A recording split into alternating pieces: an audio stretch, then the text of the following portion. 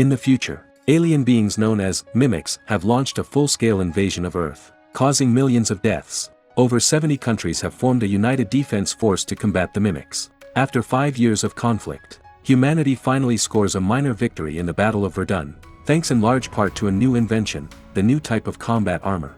This armor transforms ordinary soldiers into super soldiers with 2 8-meter-long legs with minimal training. For instance, in the recent victory at Verdun, the standout warrior, Rita, single-handedly killed hundreds of mimics, demonstrating overwhelming combat power.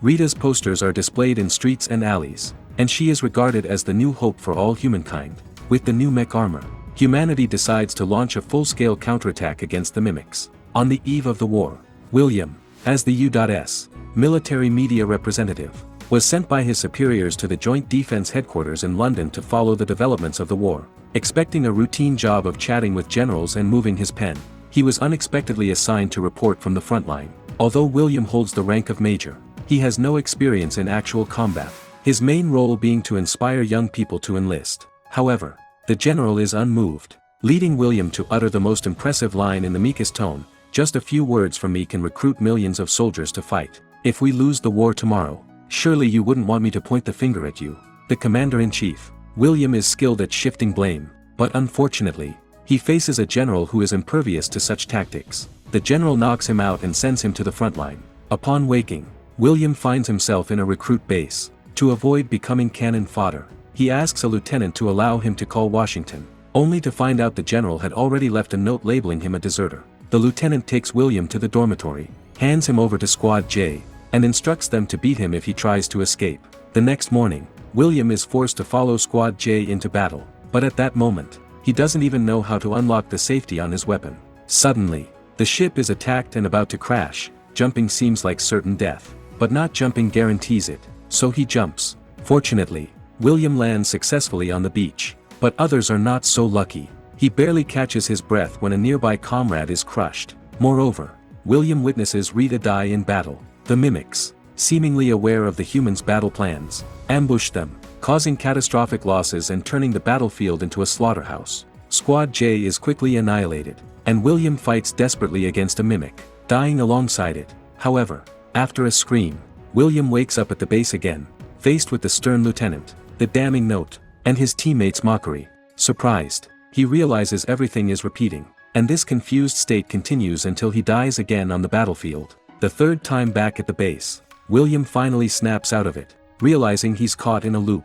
He quickly accepts this setup and goes straight to the lieutenant, spilling everything he's discovered to prove he's not bluffing, even rattling off the names of everyone in Squad J whom he met for the first time. However, the lieutenant covers his mouth and sends him back to the battlefield. Thus, William repeatedly respawns, becoming increasingly proficient with the plot and boosting his combat effectiveness. Not only does he save his squad mates, he also helps Rita evade attacks. Seizing the opportunity, he tells Rita that the mimics have preemptively learned the details of the war, and that humanity is doomed to lose. After hearing this, Rita tells William to remember to find her after he wakes up, then stands in place awaiting death. Upon waking again, puzzled, William keeps thinking about Rita's words, planning to sneak out during physical training.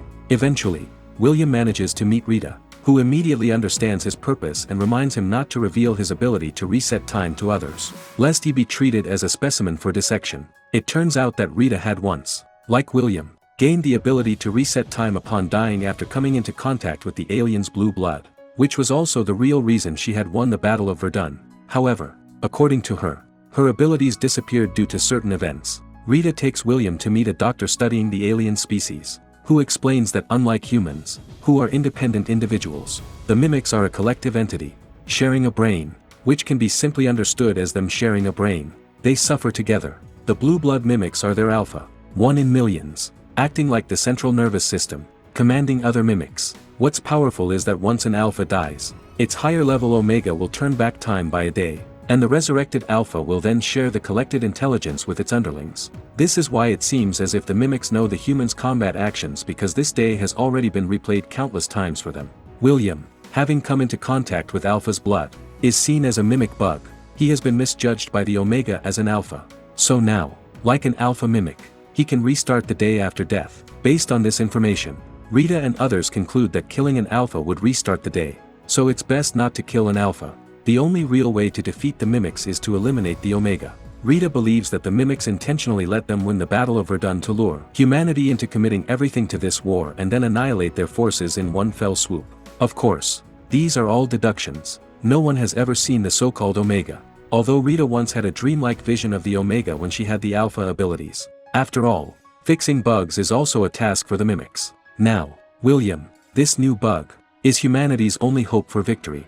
Still confused, William listens. So what exactly should he do? To defeat magic. Of course, only magic can be used. What he needs to do is to keep dying until they find and eliminate the Omega. To boost William's fighting ability, Rita personally arranges a brutal training regimen for him, and once he's injured during training, William will be killed and resurrected because transfusions would dilute the blue blood in his body, and without the blue blood, the ability to reset time would also disappear. Rita had lost her abilities because she was sent to the hospital for a life-saving transfusion. That day, William saw a vision of the Omega hiding in a dam.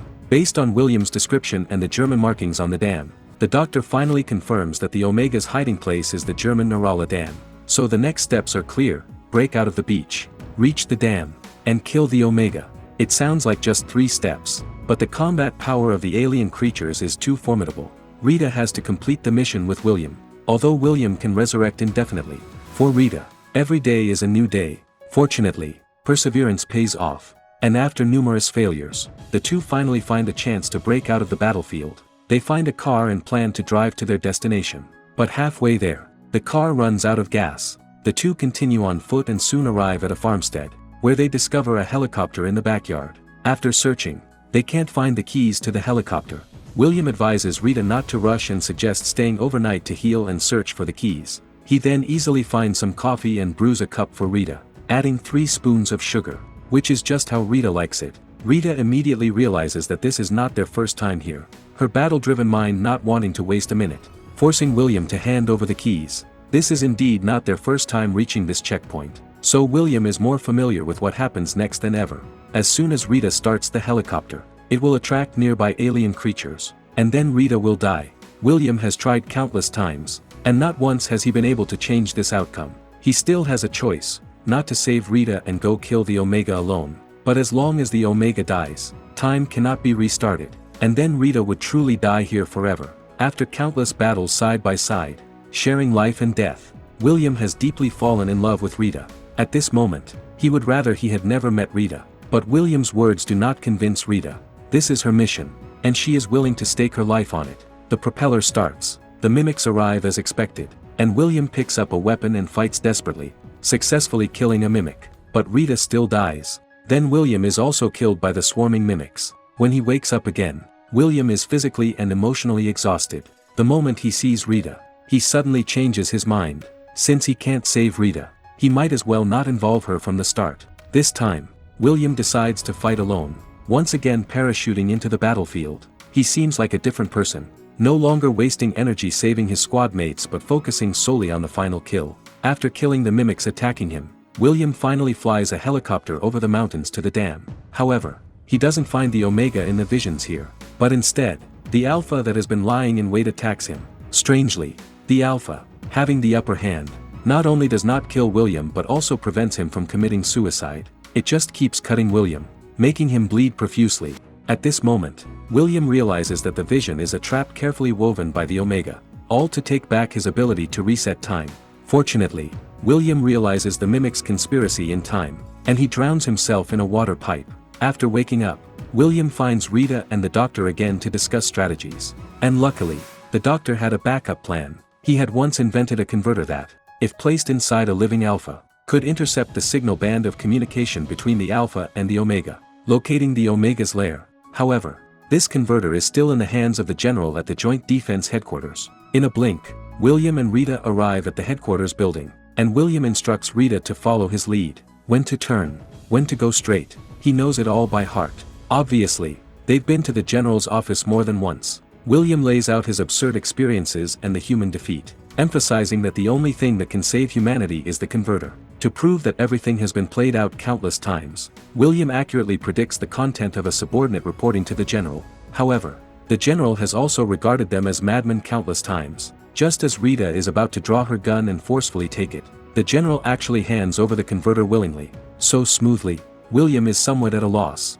Just as the two walk out of the building, a group of soldiers surrounds them. It seems that the cunning old general was just stalling for time. Rita decisively shoots William, learning from past experiences. Next time, they prepare a car in advance, and 4 wheels are much faster. On the car, Rita inserts the converter into William's thigh, helping him, the fake Alpha, successfully connect to the Omega. As William screams, the Vision attacks again. At this moment, the Omega is hiding underground in the Louvre. However, before they can proceed further, mech-suited soldiers stop their car with a giant hammer, and William and Rita fall unconscious. When William wakes up, he finds himself being transfused, and he also feels his abilities disappearing, meaning humanity can't restart anymore. This is their last chance, with only 3 hours left until the big battle. If they can't kill the Omega before then, it means a complete failure. To increase their chances of winning, William finds Squad J for help, and knowing everyone's little secrets here, he quickly stuns everyone present.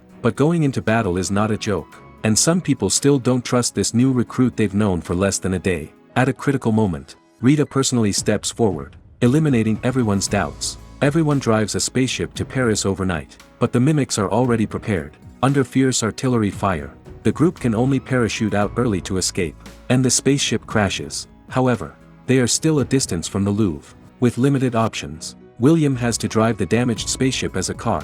If they can't ascend to heaven, they'll just have to rush on the ground. Under the desperate cover of Squad J, William and Rita successfully break into the Louvre. The final level of the game is obviously hellishly difficult. The Alpha guarding the Omega relentlessly pursues them, while William is still in a critical state. Rita, resigned to her fate, gently kisses William goodbye, runs out to draw the Alpha away, and William, enduring the pain, rolls and crawls to where the Omega is hiding. As Rita dies at the hands of the Alpha, William plunges into the pool, struggling towards the brain of these mimics, the Omega. As he nears his target, the Alpha that rushed over pierces his body. With his last bit of strength, William pulls all the grenades, and the explosion occurs immediately. The huge shock wave bursts out of the Louvre, and William, Rita, and Squad J, with their sacrifices, bring about the death of the Omega. As the Omega's energy dissipates, all the mimics lose their ability to move, and the world falls into silence. Unexpectedly, William is surrounded by the alien blue blood and soon wakes up from sleep. He is actually still on the helicopter heading to the Joint Defense Headquarters. After the plane lands, William is surprised to find the general holding a press conference. It turns out that before dawn today, a powerful energy wave was detected in Paris. Although it's unclear what happened, the results show that the alien beings have completely lost their combat capabilities, and humanity has begun to clean up the battlefield. William comes to the base again, sees the lively Squad J, and Rita in training. The movie ends here. If you like my explanation, remember to click follow.